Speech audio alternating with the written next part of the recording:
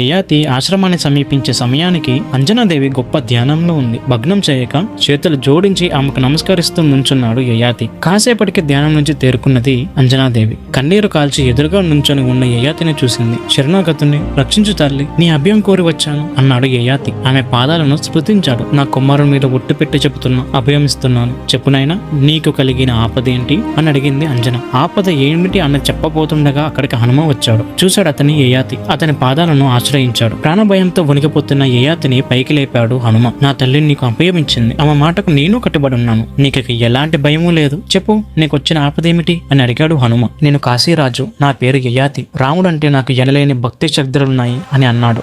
అదేమయ్యా, రాముడు మించిన దేవుడే లేడు, అతనంటే భక్తి శ్రద్ధలు లేనిదెవరికి అన్నాడు హనుమ. నవ్వాడు. ఇప్పుడు ఆ రాముడే నన్ను సంహరించాలని చూస్తున్నాడు అన్నాడు యయాతి. జరిగిందంతా చెప్పుకొచ్చారు. తల్లి సహా కుప్ప కూలిపోయాడు హనుమ. ఎంత పొరపాటు జరిగింది, తెలియక నీకు అభయం ఇచ్చాం అన్నది అంజన. విచారించసాగింది. కాసేపటికి తేరుకున్న హనుమ తల్లిని యయాతిని మార్చి చూసి ఇలా అన్నాడు.